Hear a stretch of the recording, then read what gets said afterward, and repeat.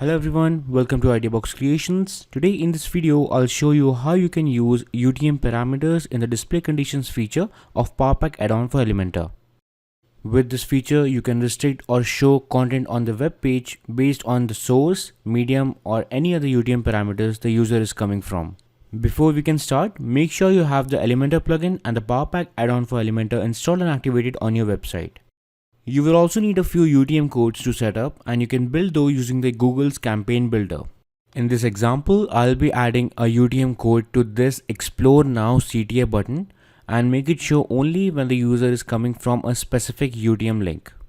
For this, open the page where you want to add display conditions using the Elementor editor.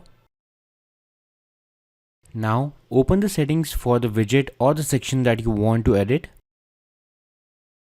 Head over to the Advanced tab and click on the PowerPack subsection. Now enable the display conditions feature using the toggle button and you will see all the options coming up.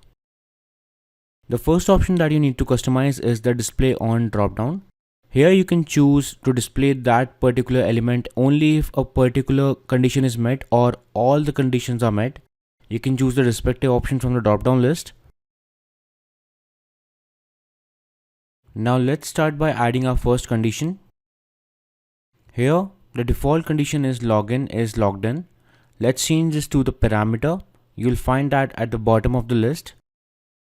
And from the next drop down you can choose yes or no condition. Basically if you choose yes, it will only be displayed if the condition is met, and if you choose is not, it will only be displayed if the condition is not met. Now in the last section, type in or paste your custom URL code. You will find this in Google's custom campaign builder. Simply paste the UTM code extension and you are good to go. Click on the update button to make the changes live. Now if you notice the link above, you'll see that it does not contain the UTM code. And as a result, you can see we do not have the Explore Now button. Now let's add our UTM code extension and see if we can see the Explore Now button now. For this, simply paste the UTM extension and refresh the page. As soon as the page refreshes with the correct UTM link, you can see the button showing up right away.